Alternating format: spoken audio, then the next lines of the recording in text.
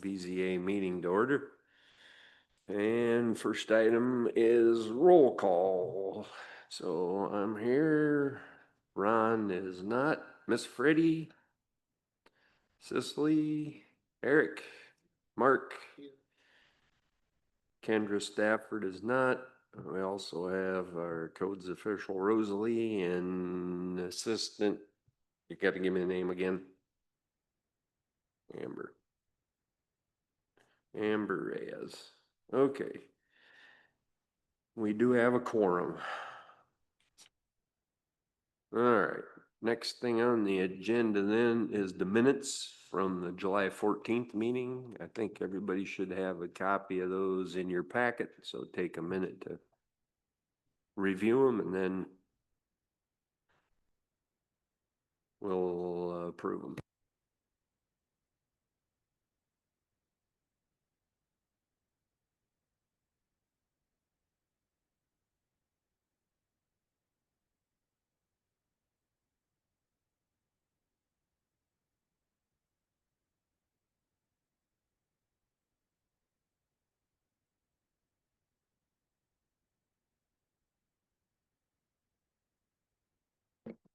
Motion to approve. Second.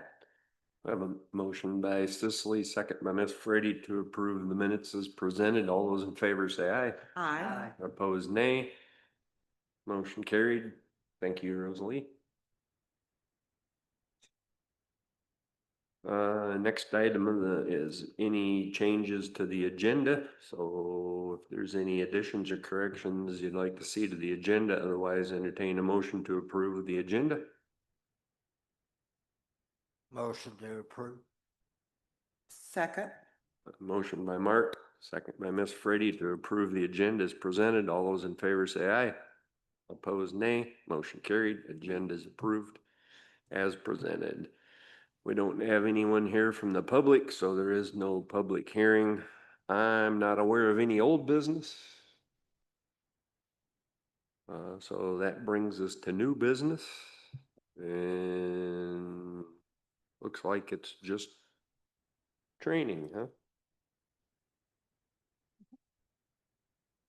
I guess that's you. You're up.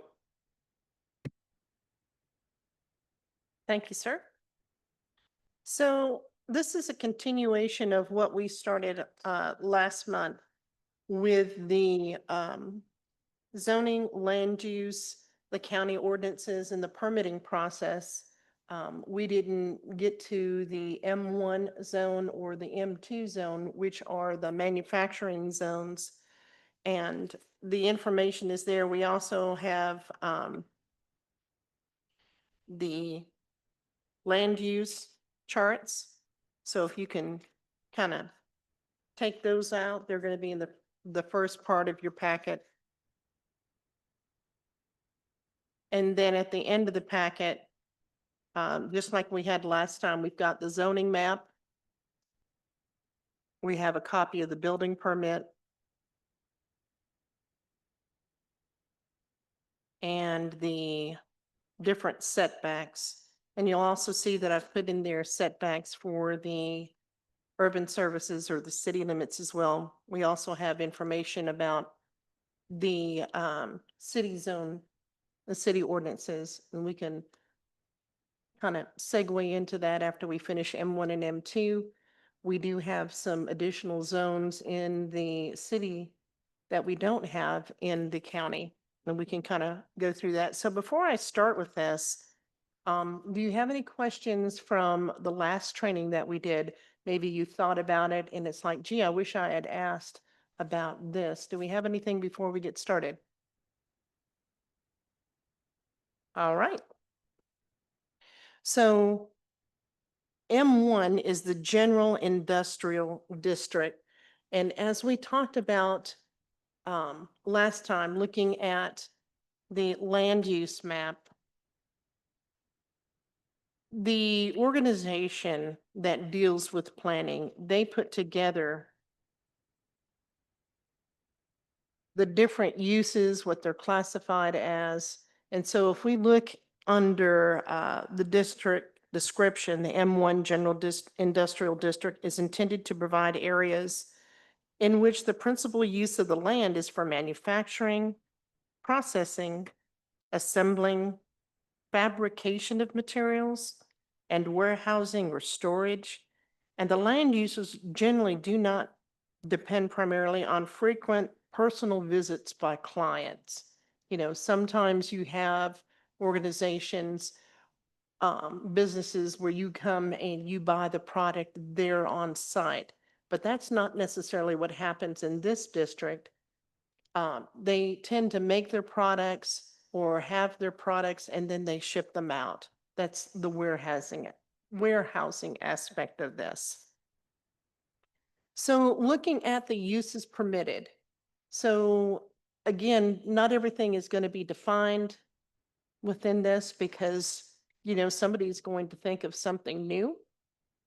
And if it's not listed here, then they'll be coming to see the Board of Zoning Appeals saying, hey, can I be allowed to do this? So the permitted uses, you see that on item number 1, all of the permitted uses in C1 is also going to be allowed in M1. Okay? Food and kindred products manufacturing except for meat products. Textile mill products manufacturing except for dyeing and finishing of textiles. Anybody guess why that is? Absolutely, chemicals. Because with it being general industrial, it's not a hazardous type of operation. Okay? For apparel and other finished products made from fabrics, leather, and similar materials manufacturing, all kinds of wholesale trade, furnitures and fixtures, printing, publishing, and allied industries, like we talked about fabricated metal products, professional, scientific, and controlling instruments, photographic and optical goods, miscellaneous manufacturing like jewelry, establishments and facilities, excluding manufacturing associated with transportation and utilities, excluding airports and solid waste disposal. Again, that gets kicked over to the M2 district.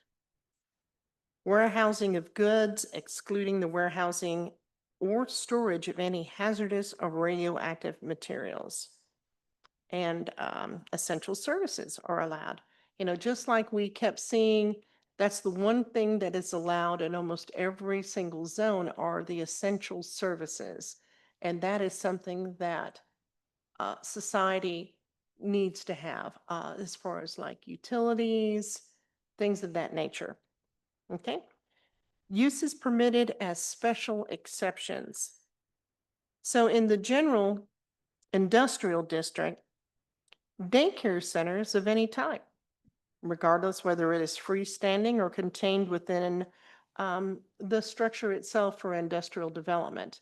And you hear some companies out there that have daycares on site, that helps promote attendance. So there's less absenteeism, makes it a more productive, company. And then religious facilities, including chapels, churches, convents, monasteries, sanctuaries, synagogues, and temples. So those are special exceptions, which, where do they go? If they need a special exception, who do they need to see? Absolutely. And then the uses prohibited. So if it's not listed here and it's not similar to any of the allowed uses, then it's a prohibited use and it is not allowed in M1 zone. All right. Now with this zoning, with it being industry and in commercial, we do have ordinances and regulations that, and you guys have seen this because you've had to grant variances for parking.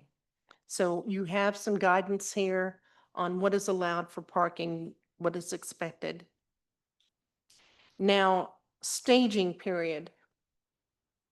If you recall the mini storage units that we talked about, they came in and asked for a variance on parking, and you guys had to set what the parking was going to be for that on McMurray Boulevard. They wanted to build their project in a staged development, phase one, phase two, phase three. So that is something that the planning commission can say yes to.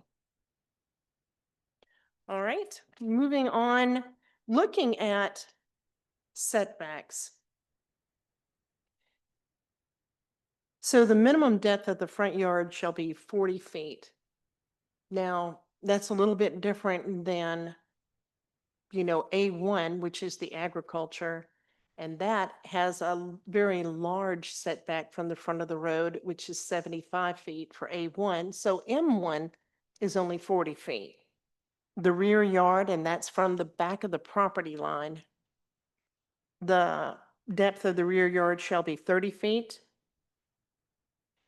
And it says here, which I found interesting, no yard shall be required for that portion of a lot which fronts on a railroad or rail spur. Now, the side yard, the setbacks for that is 30 feet from the side of the property lines. And there's always that footnote, right? There's always that little exception. And it says here that rural or rural center district shall be a minimum of 50 feet if it's adjacent to suburban residential property. So that is in the permitting process. Again, we go and we look, okay, what is the zone? What's the surrounding areas? Are they going to have a buffer strip? Are there any residential areas around there? Because that does affect the setbacks. Okay. So land area, it says here a minimum land area of 2 acres if there's public water and sewer service available. Now, out in the county, there really isn't sewer available at this time, except for over there at PowerCom. Some of those do have sewer available. Now, if you see in here too, the Board of Zoning Appeals is mentioned. So no industrial land uses shall be permitted in areas where a public water supply is not available, except where the Board of Zoning Appeals has determined that such use does not require a supply of potable water in its manufacturing operation. In such instances, the board may grant written approval of the use and shall not be less than 5 acres in size. So again, during the permitting process, you've got to look at this and make sure all the i's are dotted and the t's are crossed. And no maximum lot coverage is imposed in an M1, so they can cover the whole lot. Okay? Besides the setbacks. Just making sure. Absolutely. And also parking too.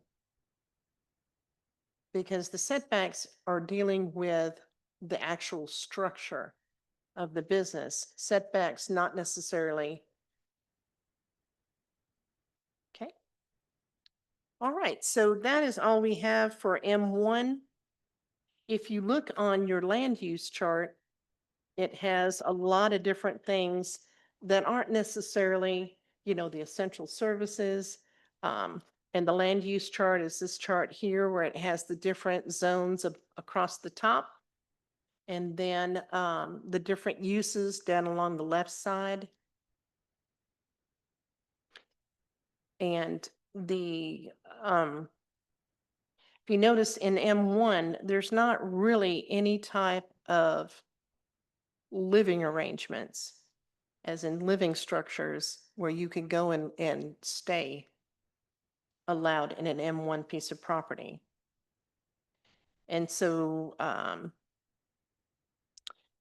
let's see. There are quite a few allowed things there, like finance and insurance and real estate services. They're permitted. So if it's a P, it's permitted. That's an allowed use. And if it's an SC, that's a special exception. And it would come before the Board of Zoning Appeals for approval. Yes, ma'am. Please use your mic. Do we have any insight as to why there's no residentials allowed, but there's like hotels and other overnight places allowed? So as far as why that would be the case, I do not, probably because that is allowed in a C1 zone. Remember, any commercial use is allowed in an M1 use, and hotels and motels are not allowed in an R1 or an R2 section.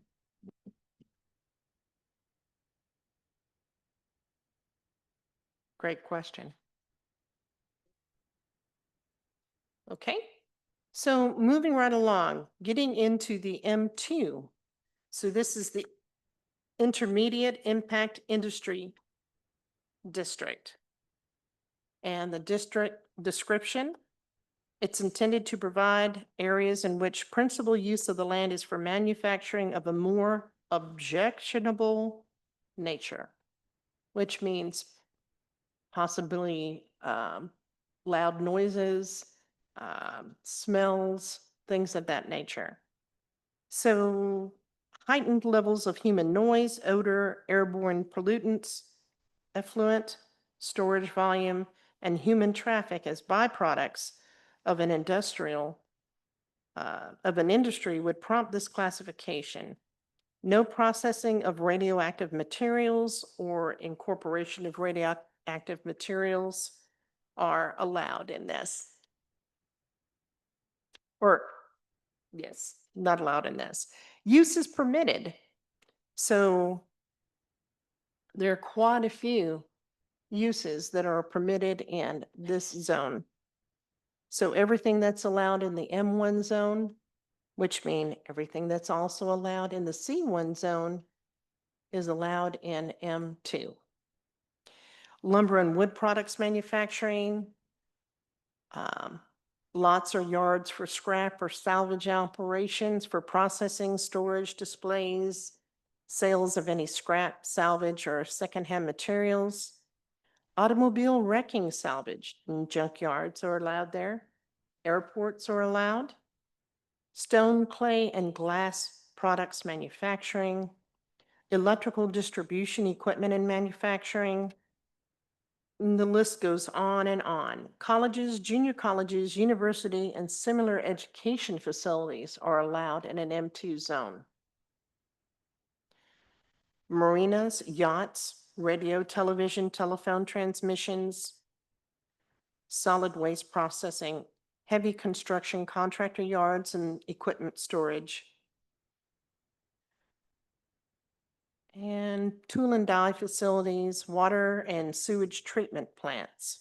And of course, the essential services. And at this time, when this was written, we need to add one more thing in there, and you'll find that, you should find it on your land use chart. It was added into the M2 zone, is the mining or quarrying. That is an allowed use in M2. Okay. Uses permitted as special exceptions. Again, the daycare centers, correction and detention institutions, religious facilities, telecommunication facilities. Uses prohibited, again, not allowed in an M2 zone. Let's see. All uses except those uses or their accessory uses specifically permitted or permitted upon approval as a special exception by the board are prohibited. So again, we talked about with a special exception, if it's something similar to what's allowed in that zone, they can come before you and make their case as in why it's similar to that type of industry and why it should be allowed as a special exception. Any questions about this part so far? Yes. So you're the one who, in a sense, weeds out what is or isn't a sister property to bring it towards us in the first place. And then if the only place for like the telecommunication, junior colleges, and there was something else, like it's only in the M2 as far as this chart is, does that mean that you can't bring, or they can't bring it to us for a special exception on any of the other areas? Well, let's look at our, now this is out in the county. Remember, this isn't in the city. Okay, this is, so looking in the county, if you look for, let's look for the, okay, community education. You can see that,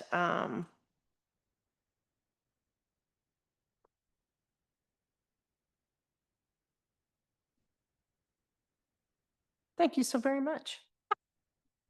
I was.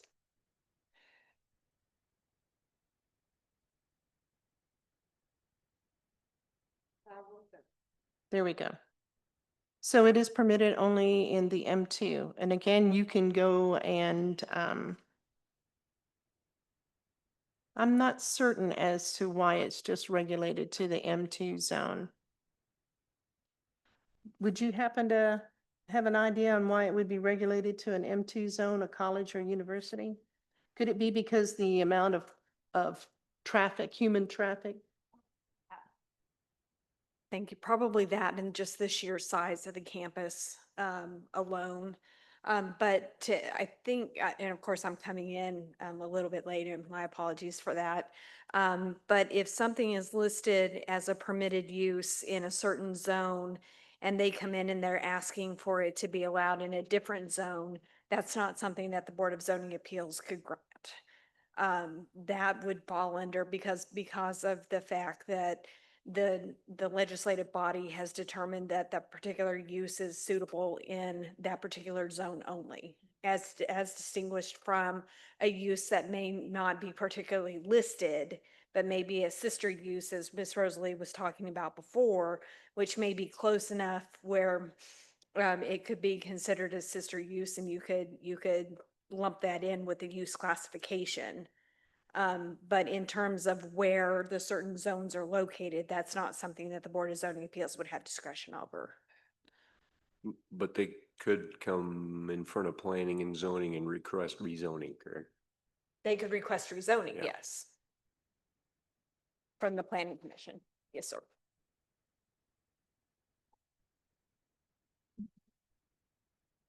Good deal. Any other questions about this so far? All right, so with the M2, we're looking at what are the setbacks? The front yard, the minimum depth of the front yard shall be 40 feet. Again, very similar to the M1. The rear yard is 30 feet. And then, That's not what mine says. whoops, wait a minute, up, wrong page. Mine says 60 and 50. Thank you so very much. Let me get on the right page. Does it seem like Monday to anybody else? Okay, so, oh, mercy.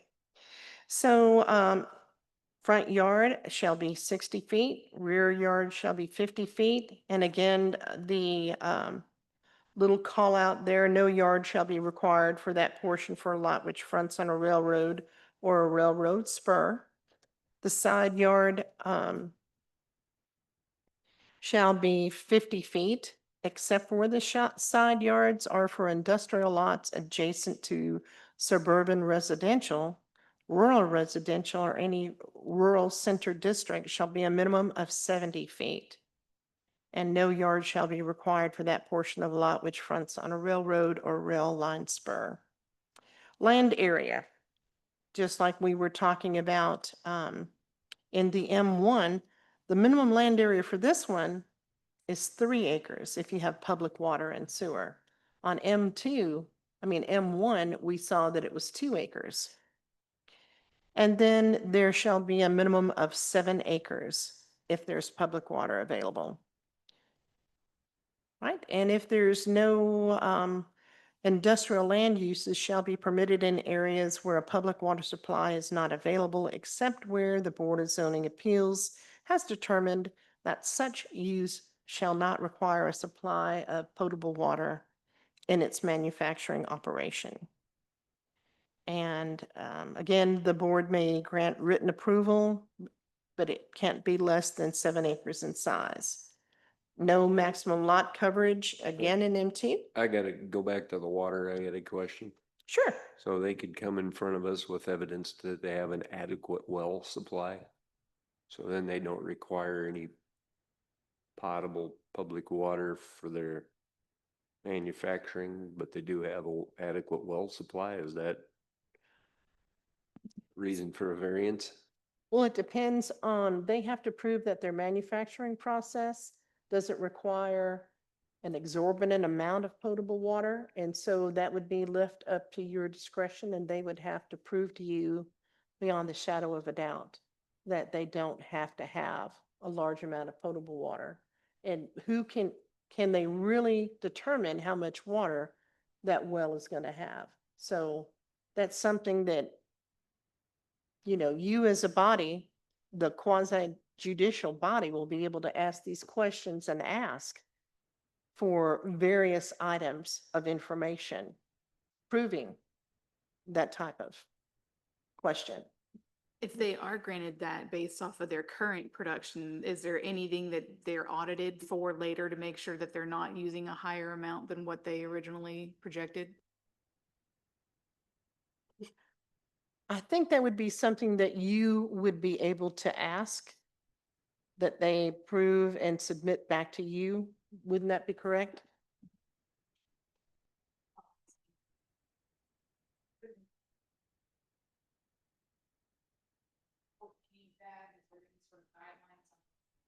Unless you were to make that a subject, unless you were to make that a condition of approval, no. Now, again, you would be looking at something, you know, if it's a high water user, like a distillery.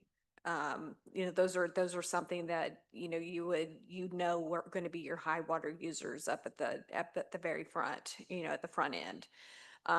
But in terms of processes evolving and things like that, usually just playing devil's advocate, you know, your applicant's going to say, well, we look for ways to conserve water. We look for ways to go the other way. But there's nothing that would preclude you from making a condition of approval to report back. But you also need to have a good reason why you think that there would be an increase in water usage. So it's not just a random or arbitrary and capricious condition of approval.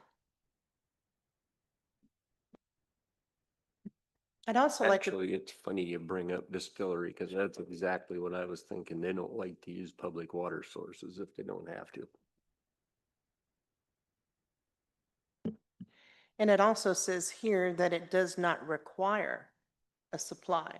So in the instance of a distillery, it requires water. So yes, indeed. So excellent analysis. Maximum lot coverage, there's no max. Lot width, no lot shall be less than 200 feet wide at the building setback. And then it says no height limitation except imposed in the M2. But just letting you know that the IBC, the building codes, and also the fire code, 3 floors, unless they have adequate fire suppression. All right? Is Any- that, go ahead. sorry, is that applicable to county and city? Yes. All right, so that ends the zones that we have in the county. And now we are into the zoning land use in the city ordinances. I do have one more question back in the county. So when people come out and we rezone agricultural to R1 and they have acre and a half lots and they build a house on it, is there any regulation on the portable sheds that they then pull out and set up and wire and, or they just pull those out and set them up and? So our ordinances say that any structure 200 square feet or more require a building permit. And that'll also go through this same process. What is the zone? What is the use? And when we look at the setbacks for an accessory structure, so the shed would be considered an accessory structure because it is not the primary living structure. Are they allowed to put electricity in accessory structure? Yes, because a shop is considered an accessory structure. A garage can have electricity, it can have water, it can have plumbing, things of that nature. But again, it is not the primary residence, it is a secondary structure.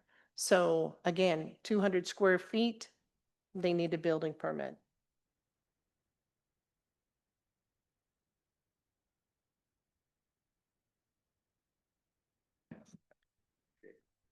Yes, they do. Thank you very much. Okay. Looking at, again, we have a copy of our building permit. Now, this is what we were using when we were just strictly on the paper permitting process. This is exactly what we're using in our permitting software. All of this information is contained in the permitting software. We look at, is it in the county or is it in the city? Again, it makes a difference. So looking at our zoning, land use, and city ordinances, at the very front, you notice that there is land use chart, and it has Hartsville up at the top. And if we go across and look at what zones do we have in the city limits, well, we have A1, just like we do in the county. We have R1, just like we do. And that is for low density. That means typically, and we'll find out, won't we, when we start reviewing that. R2, R3, C1, C2, and I1. So quite a few different zones than what we had there in the county. So let's dig in and get into what we have for A1.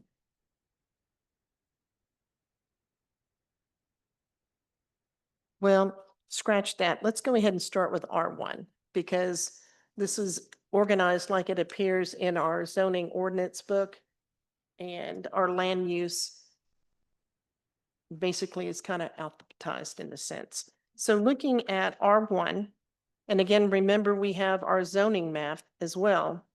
And we made that distinction last month.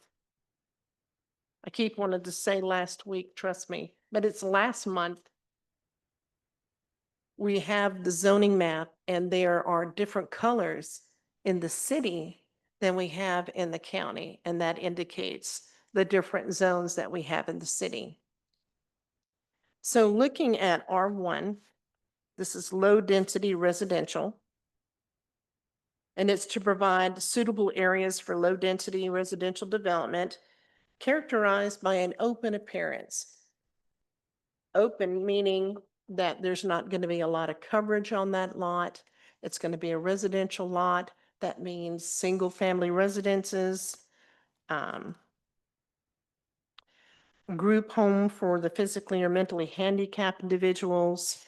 We're looking at the uses permitted. So here we go. Again, we see essential services.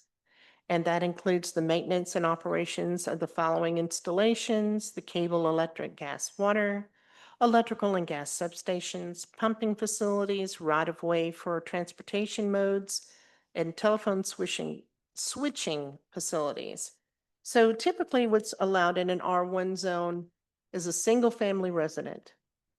Okay? The accessory uses, you can have private garages, parking areas, outdoor recreational facilities for the exclusive uses of residents, signs, home occupations. And when a home occupation has to be approved, who do they see?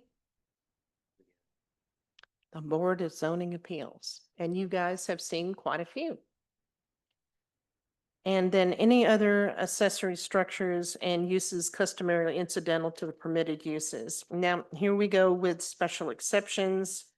So in an R1 zone, you have the administrative, which are court buildings, city, county, state, federal offices, fire department facilities, post offices, assembly,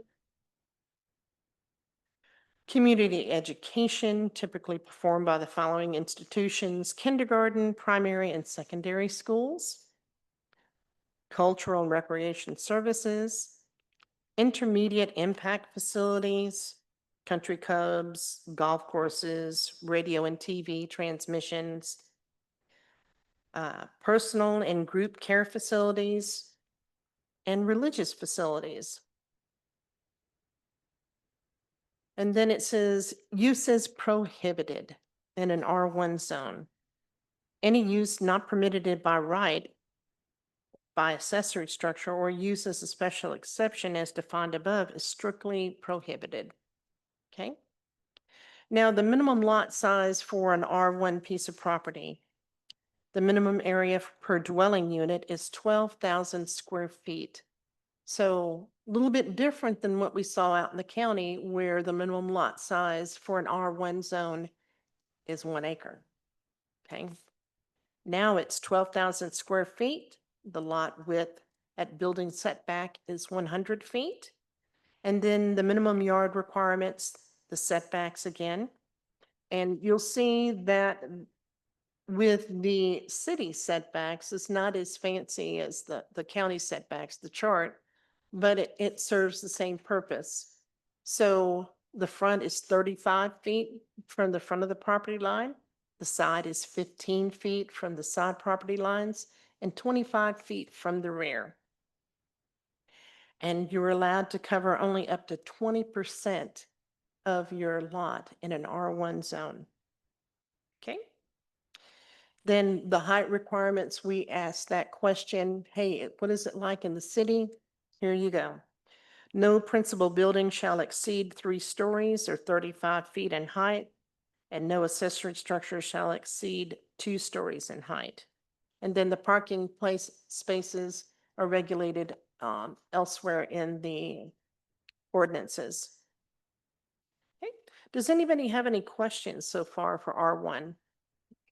Well, this is sort of a general question. When you've got like, what was it that's allowed on every piece of land? Services, public services or something like that? Essential services? Essential services, are they still held to the same requirements of the structures, setbacks and all that other stuff as everything else is?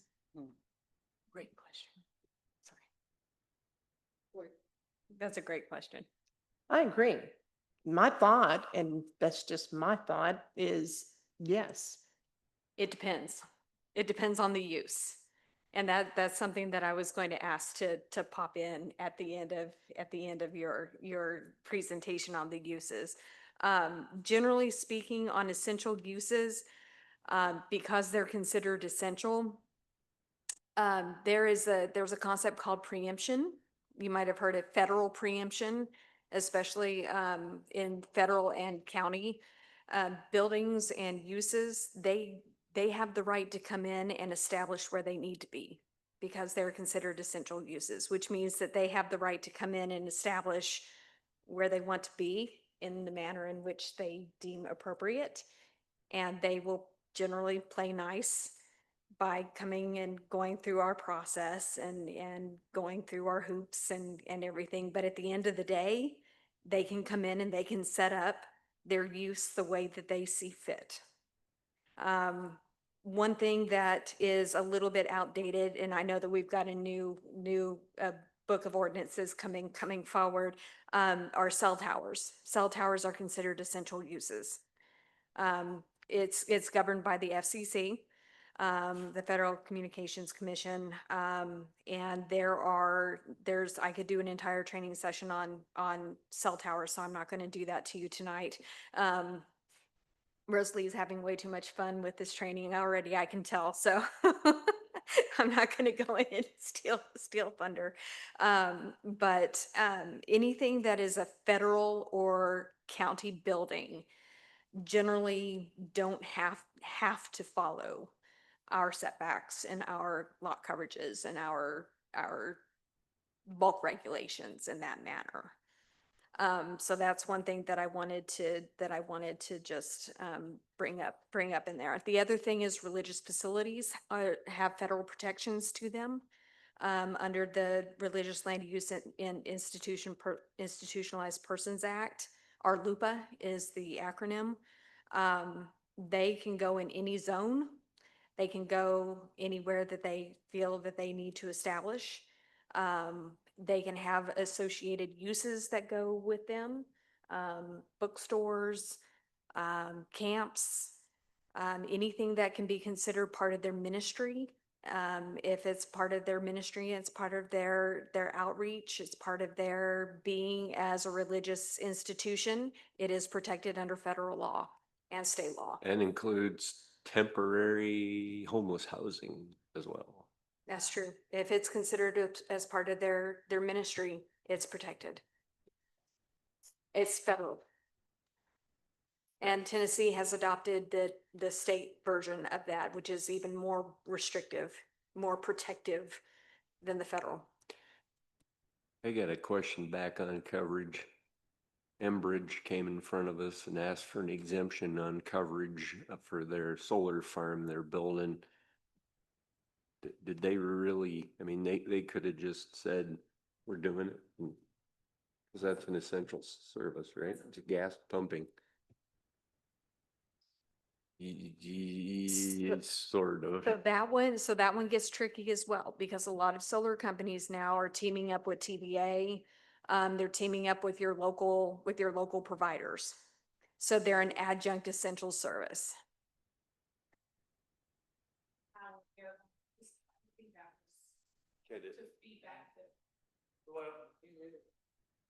What I understand is it is used to power theirs, but what power that's not used goes back. Into the grid.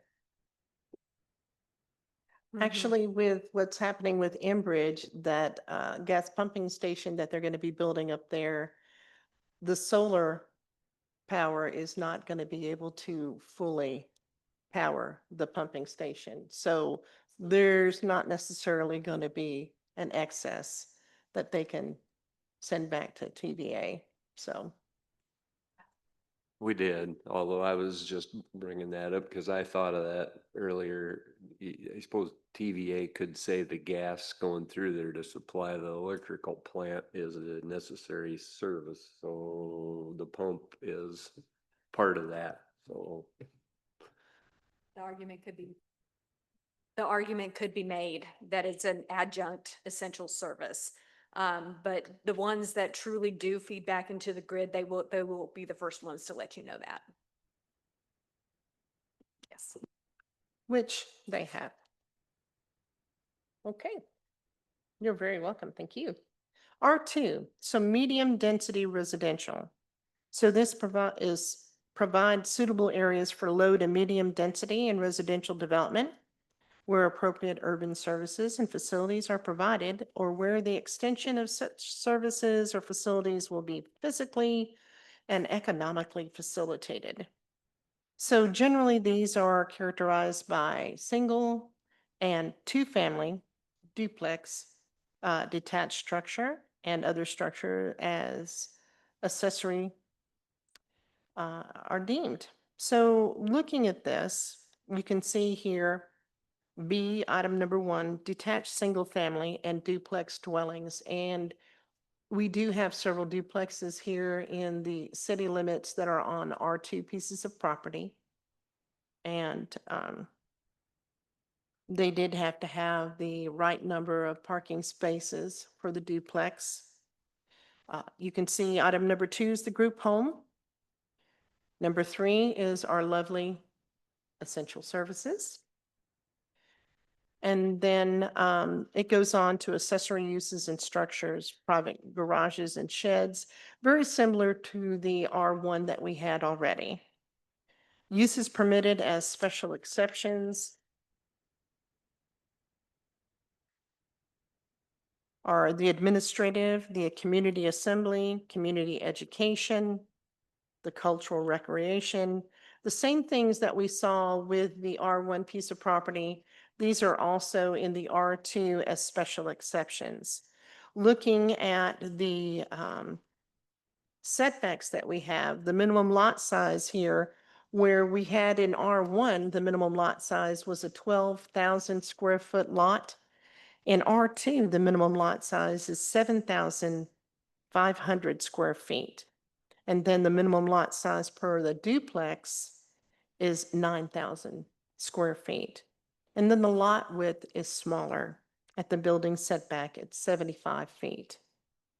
And then the yard requirements, the setbacks, 30, 15, and 20, very similar to R1. The only difference is maybe 5 feet for the front and 5 feet for the back. All right. And then the maximum lot coverage is 30% on an R2 piece of property. Height restrictions are the same. Parking again is similar. And then if we look at R3, again, it's the same type principle, except now in R3, it's high density. So when you see a lot of rezonings coming in, you're seeing people requesting an R3 zone for development. This is where the townhomes are going in and the multifamily dwellings that you'll see. So- Yes, sir. So R3 is only inside the city limits. You wouldn't have R3 out in the county, right? Excellent question. So yes, in the city limits, multifamily dwellings are allowed in R3 in the city. Out in the county, multifamily dwellings are allowed in an R2. So if you go back to your zoning map and look, you'll see that there's a nice big chunk of land out in the county that is a dark yellow. That color right there is indicative of R2 zone, which would allow for multifamily dwellings. Now, the restriction for that is there sewer? Because with multifamily dwellings, you need to be able to have adequate sanitary facilities to have multifamily dwellings.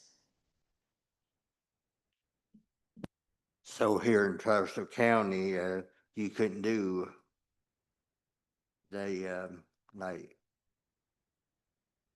the out in the county, you couldn't do like townhomes or apartments or something. Cause the sewage, there's no sewage. So there is a sewer line that goes out to Powercom. And those areas that do have access to sewer, but then the developer is going to have to pay to be able to bring that to their property if it has enough. And we're also have been talking about, okay, are we at capacity for our sewer treatment, our water lines, enough water taps?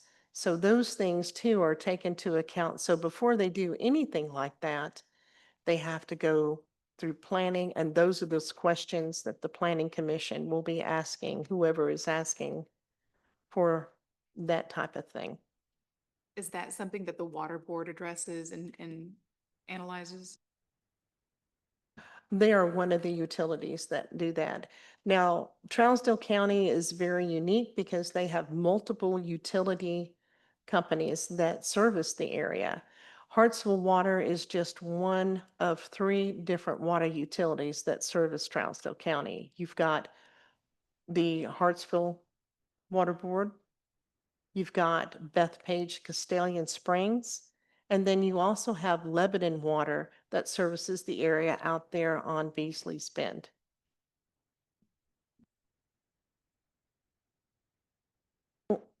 That basically is kind of wrapping up R3. The uses are very similar. The other special exception that you see in R3 that you don't see in the rest of them is that a mobile home park is allowed in R3. And that would have to come before the Board of Zoning Appeals. Again, then the setbacks. And we are getting very close to time. And we can finish this up next month, if you so desire, with the other, because there are some differences in the commercial districts here in the city. And then we haven't addressed the industrial district that's in our city limits. So with everything that we've covered so far, do you have any questions?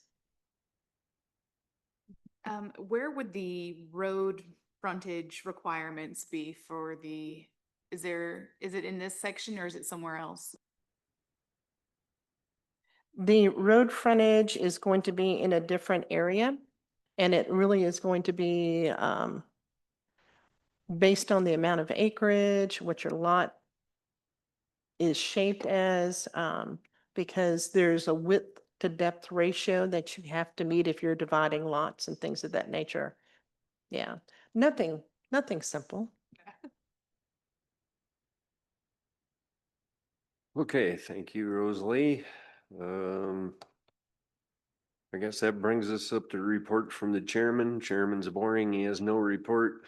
You got anything you want to add for, I assume there's like no permits in front of you and everything's just dead in the water and nothing's moving.